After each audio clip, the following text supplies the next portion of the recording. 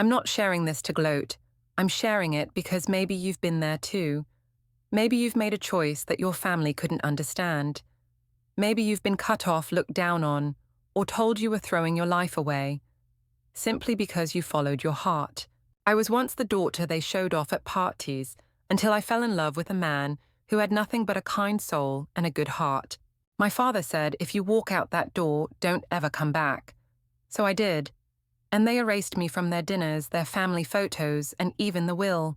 But what they didn't realize was that door didn't close on me. It opened, and I walked through it into a life I built on my own terms. I started with nothing.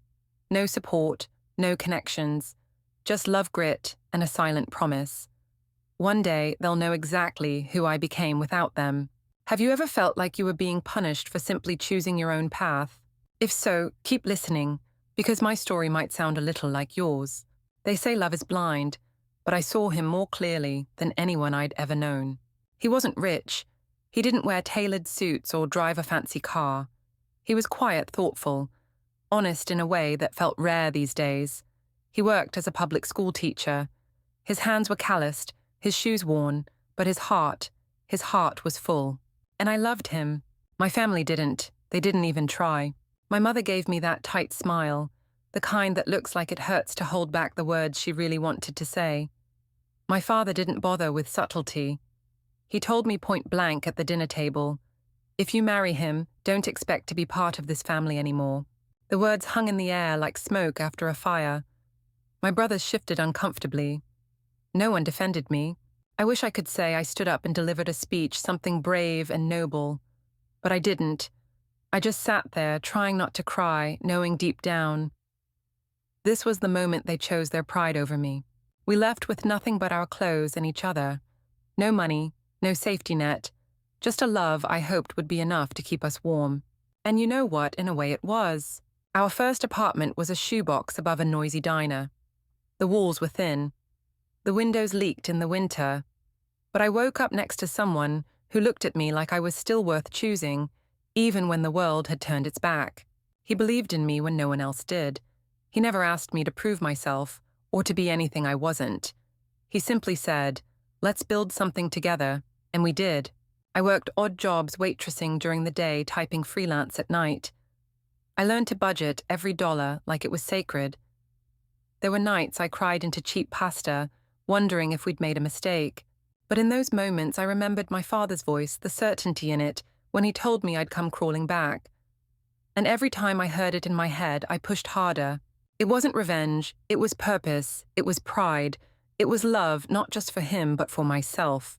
I started reading business books from the library, listening to podcasts late at night while folding laundry. I realized I didn't want to just survive, I wanted to create, to lead, to become someone even my past self wouldn't recognize. I didn't need my family's money. I needed to prove to myself that I was never the failure they assumed I'd become. That spark became the start of something bigger than I ever imagined. Our first business was humble, a little shop on a side street tucked between a laundromat and a bakery. It wasn't glamorous. The paint was chipped the shelves secondhand, and we could barely afford the sign out front. But it was ours. And on the day we opened the doors, I remember watching one lone customer walk in. My heart raced like it was Christmas morning. I said, welcome, like it was the most sacred word I'd ever spoken. For months, we barely made enough to pay rent. I handled inventory marketing, customer service, all of it. My husband taught during the day and helped at night. We were a team fueled by instant coffee and unshakable belief. But not everyone believed. I heard the whispers, especially from people who knew my family. She used to be a trust fund princess. Now she's slinging candles and handmade soaps. Cute. Let's see how long that lasts. It stung, but I didn't show it. Instead, I let it push me. I studied late into the night SEO e-commerce branding. I started running online ads, building a social media presence, answering every comment like it was gold. Slowly it worked. We started getting bulk orders. A blog featured one of our products, then a local magazine, then a national one.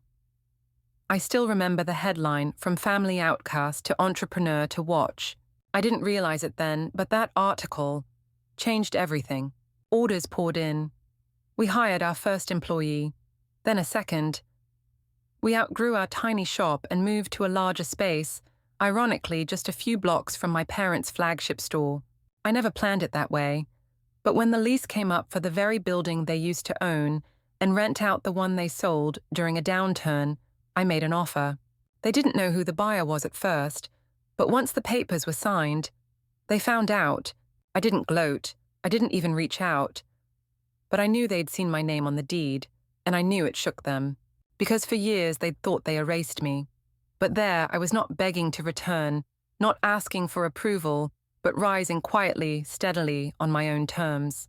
My father didn't call. My mother didn't write. But my cousin sent me a text that simply read, "They don't talk about it, but we all know, you did it." That moment didn't feel like revenge. It felt like peace. I had built something, not just a business, but a life from ashes and silence. And the girl they once dismissed as naive, she was now the woman signing paychecks, creating jobs, and owning real estate in the same world they said she'd never survive. I never set out to prove them wrong. Honestly, I just wanted to build a life where I could breathe, where I could be loved without conditions, where I could grow without someone constantly measuring my worth against a bank account or a last name. But success has a way of making noise even when you don't. People started talking. My company was on track to hit 7 figures. We had clients in 3 countries. I was speaking on panels. We launched a product line in a major store. And my last name, the one they once stripped me of, was on the packaging. I didn't call my family. I didn't send them the news, but I knew they saw it. One day I got a message from a former employee of theirs. It was short, just 2 lines. "They're losing business. Your name keeps coming up. They're not saying it out loud, but they know." I should have felt satisfaction. I didn't. What I felt was quiet affirmation. Not because I wanted to see them fall, but because it confirmed what I already knew, that I had become someone they never saw coming. It wasn't about revenge, it was about rising. And when people rise, really rise, they don't need to scream. They don't need to return to the past and demand validation. They just live. I remember walking past one of my father's old stores, now closed down. The windows were dusty, the signage faded. It used to be the pride of his empire. Now it looked forgotten. I paused outside for a moment, not long. Just enough to let it all sink in. How life can turn. How time reveals everything. That night I went home, curled up on the couch with my husband, and held his hand a little tighter. Not because I was sad, but because I realized I had everything I ever needed. Not wealth, not approval, but freedom, love, peace, and the kind of success that doesn't need anyone else's permission. It had been years. Years of silence, years without birthdays, holidays, or even a single call. I stopped expecting anything from them. I had made peace with it, or at least I thought I had, until one day my phone rang. The number was familiar, but it took me a moment to recognize it. It was my mother. I almost didn't answer. My hand hovered over the screen. But something in me, maybe curiosity, maybe compassion, said yes. Her voice was smaller than I remembered. Not sharp, not judgmental, just tired. "Your father's not well," she said quietly. "He's been asking about you." There was a long pause after that. No apology, no explanation, just a fragile bridge hanging between us. I didn't know what to say. I felt everything at once: anger, confusion, hurt love, grief for what could have been. Still I went. When I walked into the hospital room, I barely recognized him. The man who once sat so tall in his leather chair, who barked orders like a king, was now lying there, thinner, quieter, human. His eyes widened when he saw me. Tears filled them faster than I expected. He didn't say much, just reached for my hand. It shook when he held mine. "I was wrong," he whispered. "You didn't need me, but I needed you." I didn't reply. Not right away. I just let him speak halting, broken words. A man dismantled not by illness but by regret. There were no grand speeches, no perfect healing moment. But sometimes grace doesn't come in grand gestures.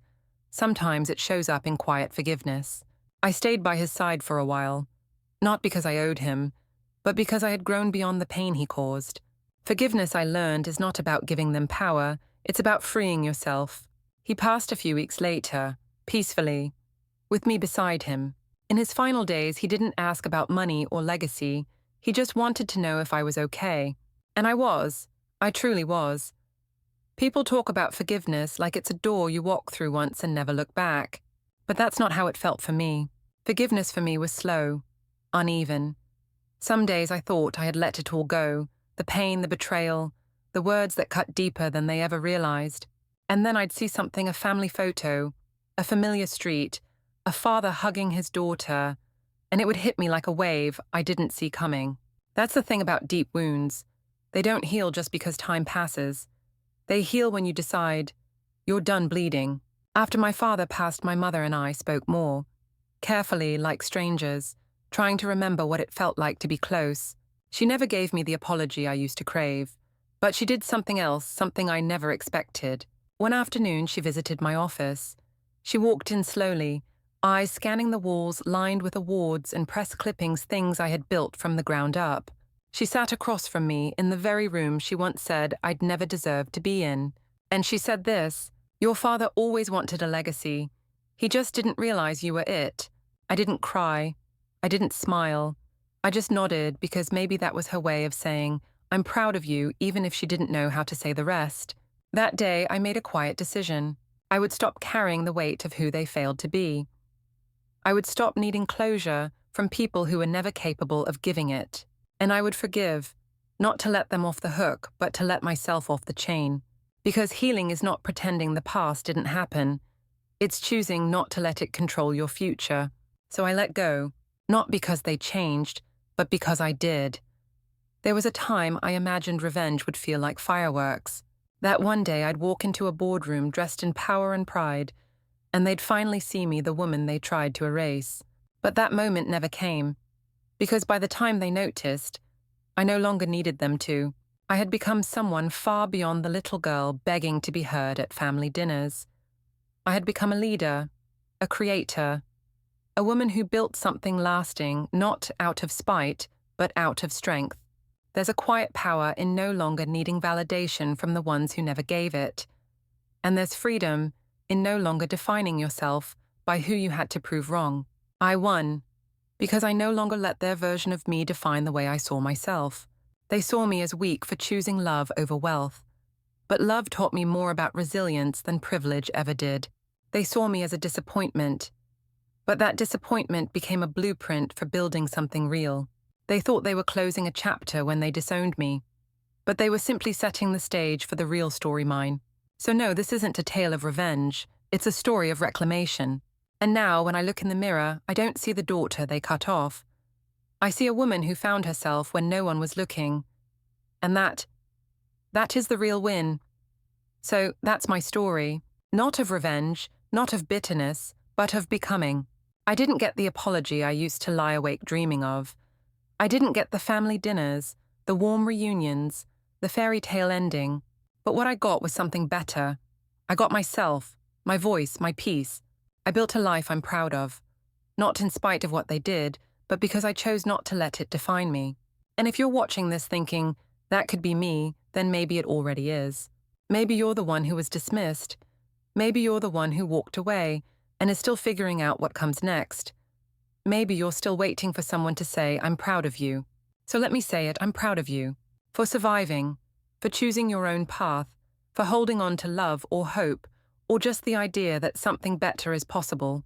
Your story matters, even if they never see it, especially if they never see it. And maybe you don't have the ending yet. That's okay. The fact that you're still writing it, that's powerful. So if this story touched something in you, if you've ever felt unseen, unheard, or underestimated, tell me your story in the comments. I want to read it. Tag someone who needs to hear this. And if you believe your story matters, hit that subscribe button. Let's build a space where silent strength is seen, where quiet victories are celebrated, where becoming you is the real triumph. Because sometimes the best revenge isn't loud. It's simply becoming everything they said you couldn't be.